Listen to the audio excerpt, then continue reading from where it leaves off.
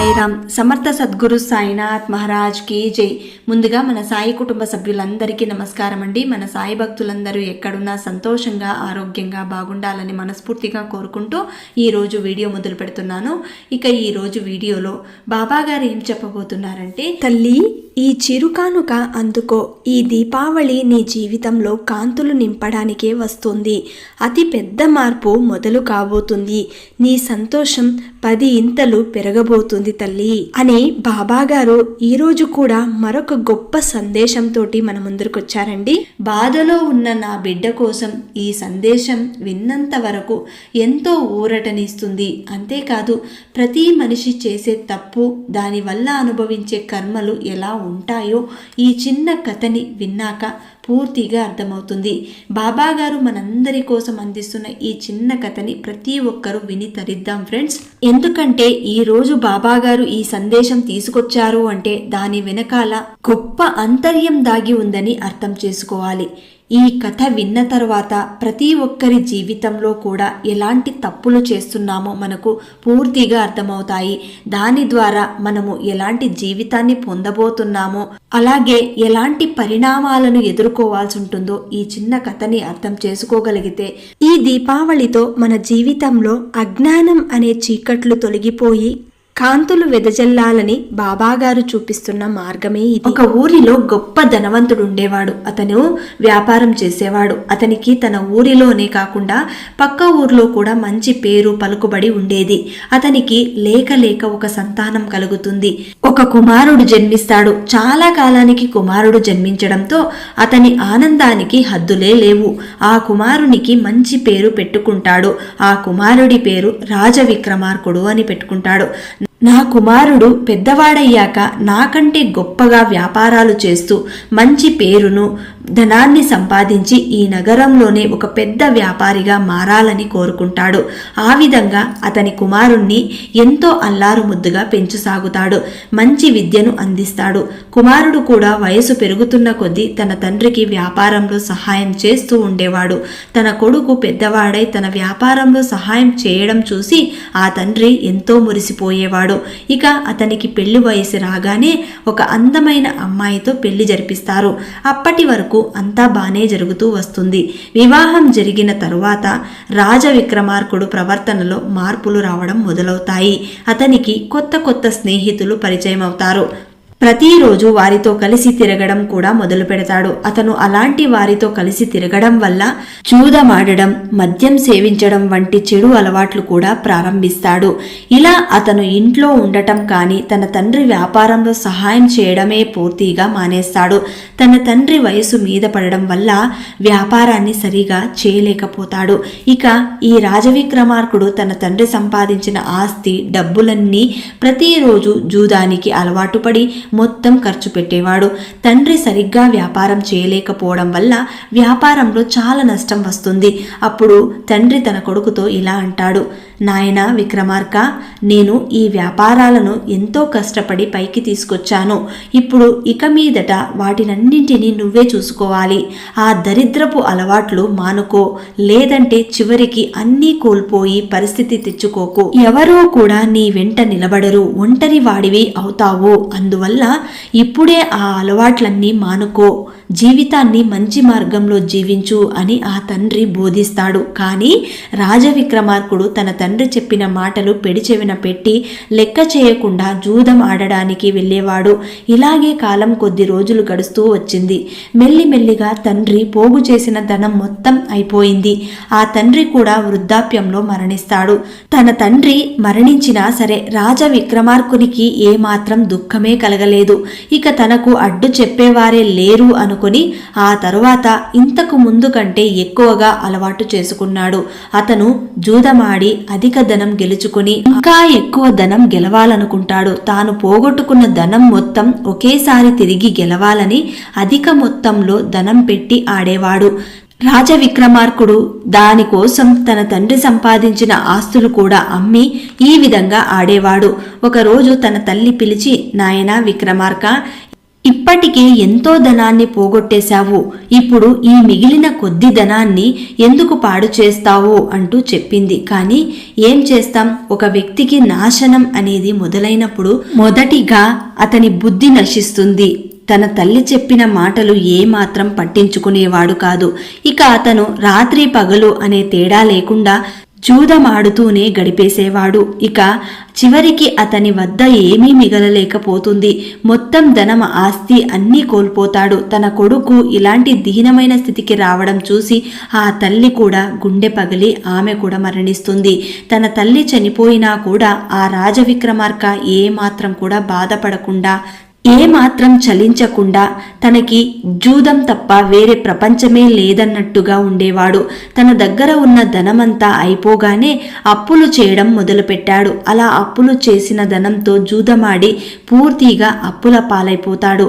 ఇక తన దగ్గర ఏమీ మిగలలేదు. కనీసం తినడానికి కూడా సరిగా తిండి లేకుండా పోతుంది. అతను పూర్తిగా అప్పుల ఊబిలో మునిగిపోయాడని ఎవరు కూడా అతని దగ్గరికి రానిచ్చేవారు కాదు. ఎవరు కూడా సహాయం చేసేవారు కాదు.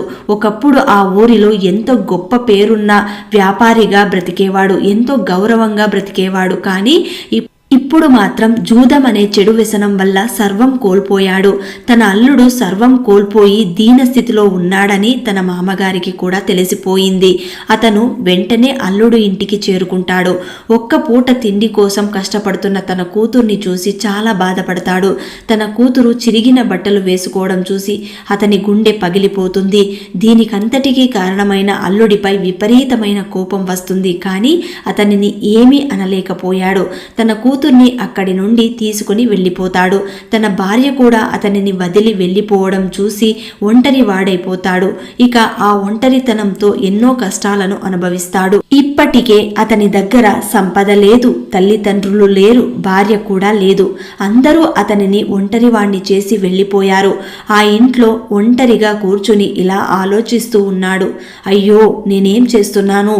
ఒకప్పుడు ఈ ఊరిలో గొప్ప పేరు ఉండేది, అందరూ నన్ను గౌరవించేవారు. కానీ ఈరోజు నా దగ్గర తినడానికి తిండి లేకుండా పోయింది. ఇదంతా నా చెడు వ్యసనం వల్లే జరిగింది. నా తల్లిదండ్రులు నాకు చెబుతూనే వచ్చారు, కానీ నేనే మూర్ఖునిగా వారి మాటలు లెక్క చేయలేదు. చెడు స్నేహమే ఇలాంటి స్థితికి తీసుకొచ్చింది. ఇక ఇప్పటి నుండైనా కష్టపడి బ్రతకడానికి ప్రయత్నం చేయాలి. ఇక మీదట చెడు వ్యసనాలను మానేస్తాను. నాకు ఇక మిగిలిన బంధం నా భార్య మాత్రమే.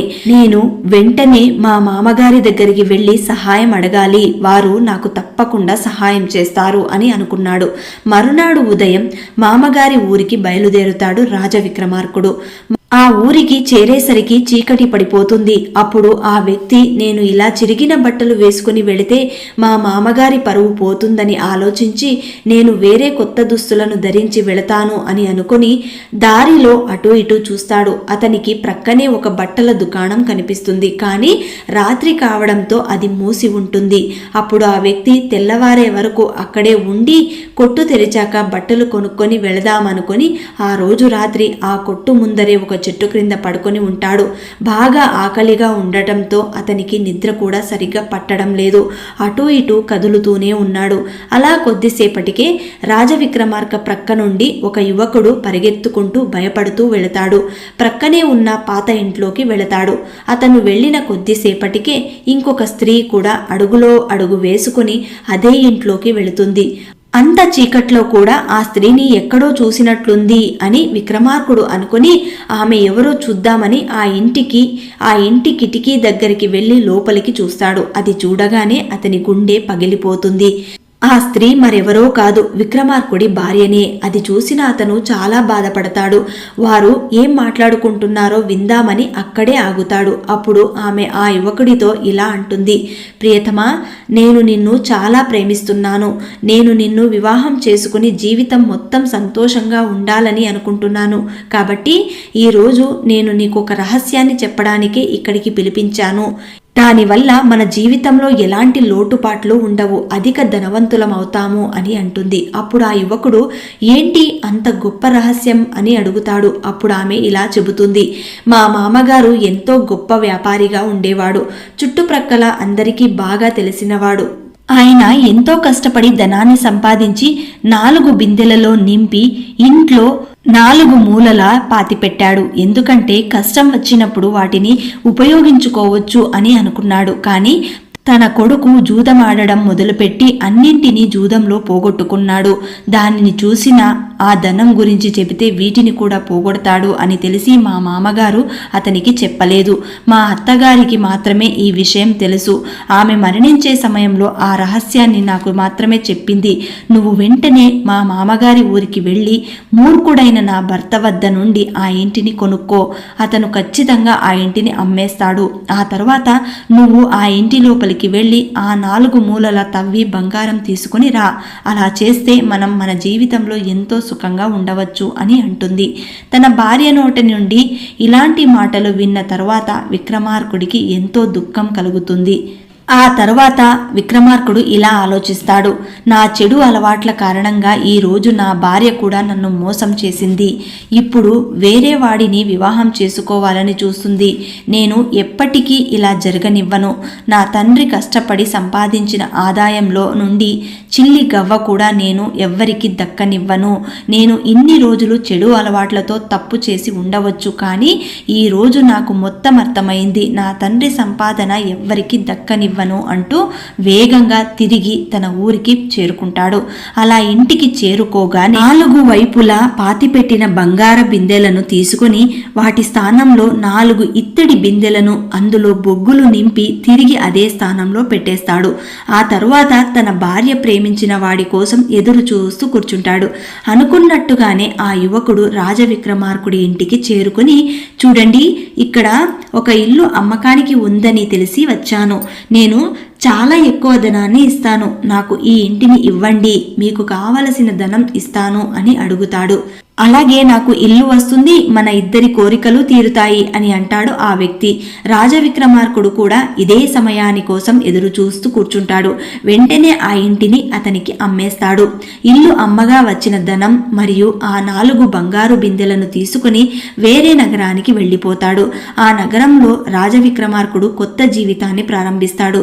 తన వద్ద ఉన్న ధనంతో వ్యాపారం మొదలు పెడతాడు.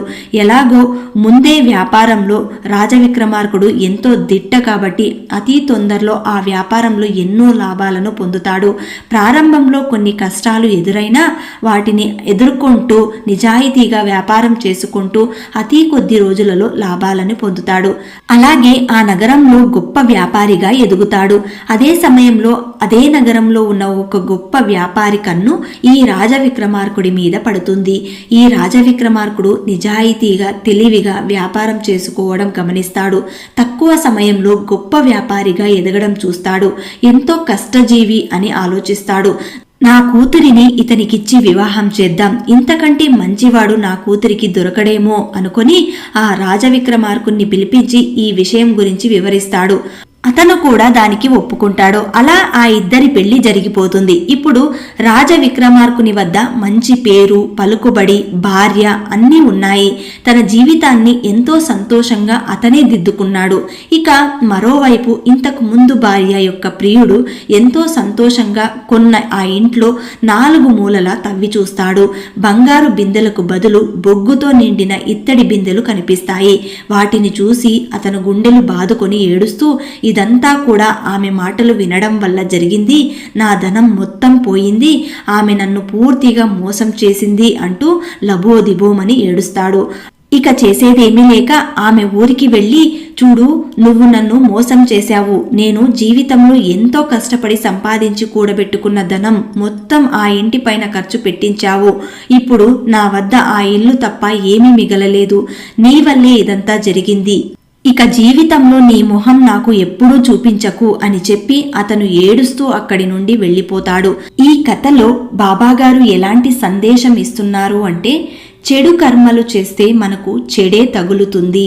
ఈ కథలోని రాజ విక్రమార్కుడు కూడా మొదలు జూదమాడడం వల్ల అతని దగ్గర ఏమీ మిగలలేకపోయింది. అన్నింటినీ కోల్పోయాడు. చివరికి భార్య కూడా తనని వదిలి వెళ్ళిపోతుంది. చూశారు కదా, ఇదంతా కూడా అతని కర్మ ఫలితమే. ఒకవేళ అతను జూదమాడి కేవలం వ్యాపారం మాత్రమే తన తండ్రి చెప్పిన విధంగా చేసుకొని పోయి ఉంటే ఇదంతా జరిగేదే కాదు. ఆ తర్వాత తన తప్పు తాను తెలుసుకొని తన జీవితాన్ని మార్చుకున్నాడు. మన జీవితంలో కూడా అంతే. ఎన్ని చెడు కర్మలు చేసినా అవన్నీ మానేసి కొత్త జీవితాన్ని మొదలు పెట్టాలి. మంచి పనులు చేయడానికి మంచి సమయం అయితే అవసరం లేదు. ప్రతి వ్యక్తికి జీవితంలో ఒక అవకాశం వస్తుంది. అది మన మంచికే అనుకుంటూ జీవితాన్ని మనం మార్చుకోవాలి.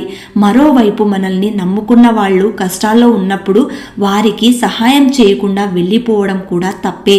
ఈ కథలో రాజవిక్రమార్కుని భార్య తన భర్త మంచివాడు కాదు అని వెళ్ళిపోయింది. అంతవరకు బానే ఉంది. కానీ తర్వాత తన ప్రియుడితో కలిసి తన భర్తను మోసం చేయాలని చూసింది. అది మాత్రం ఎంతో తప్పు. అందువల్లే చివరికి ఆమె అన్నింటినీ కోల్పోయి ఒంటరిగా మిగిలిపోయింది. మనం ఎదుటివారిని మోసం చేద్దామని అనుకుంటే చివరికి మనమే మోసపోతాం. కర్మ ఎవ్వరిని వదిలిపెట్టదు. మంచి కర్మలు చేస్తే మంచిగా, చెడు కర్మలు చేస్తే చెడుగా తిరిగి తిరిగి మన వద్దకే చేరుతాయి. కాబట్టి చెడు అలవాట్ల వల్ల మన జీవితాలు ఎంత సంపాదించినా తలక్రిందులుగా మారుస్తాయి. అంతేకాదు, ఒక్కోసారి ఎన్ని తప్పులు చేసినా పశ్చాత్తాపంతో మళ్లీ కొత్త జీవితాలను మొదలుపెట్టేవారు ఎంతో మంది ఉన్నారు. ఈ కథలోని రాజ విక్రమార్కునిలాగా మనిషి సంతోషంగా ఉండాలన్నా బాధలో ఉండాలన్నా అన్నీ ఆ మనిషి చేతుల్లోనే ఉంటుంది. ఏ సమయానికి ఏ విధంగా నిర్ణయం తీసుకుంటావో జీవితం కూడా అలాంటి నిర్ణయానికే కట్టుబడి దాని యొక్క పరిణామం చూపిస్తుంది. కాబట్టి ఈ కథ ద్వారా బాబాగారు తెలియజేస్తున్న సందేశం, నీ జీవితంలో సరైన సమయంలో సరైన నిర్ణయం తీసుకొని చెడు మార్గంలో వెళ్లకుండా నీ ఆలోచనలతో మంచి మార్గంలో నడవగలిగితే తప్పకుండా బాబాగారు మన జీవితంలో కూడా ఒక పెద్ద మార్పుని చూపిస్తారు. ఈ దీపావళి పండుగ నీ ఇంట సుఖ సంతోషాలను తీసుకొస్తుంది. మీ కుటుంబంతోటి ఆనందంగా ఈ పండుగని జరుపుకో తల్లి. నీ జీవితంలో ఆగిపోయిన పనులన్నీ సక్రమంగా జరగడానికి నీకు దారి చూపిస్తాను అని ఈ సందేశం ద్వారా బాబాగారు మనకు తెలియపరుస్తున్నారండి. ఈ సందేశం నచ్చిన వాళ్ళందరూ శ్రద్ధ సబూరి అని కమెంట్ చేయండి. అలాగే ఈ వీడియోని అందరికీ అందేలాగా షేర్ చేయండి, లైక్ చేయండి. ఇంకా ఎవరైనా కొత్తగా మన ఛానల్ని చూస్తున్న వాళ్ళు ఉన్నట్లయితే వెంటనే సబ్స్క్రైబ్ చేసుకుని సపోర్ట్ చేయండి ఫ్రెండ్స్. మళ్ళీ రేపటి వీడియోలో కలుసుకుందాం. అంతవరకు సెలవు. సర్వేజన సుఖినో భవంతు. సర్వం శ్రీ సాయినాథ్ అర్పణమస్తు.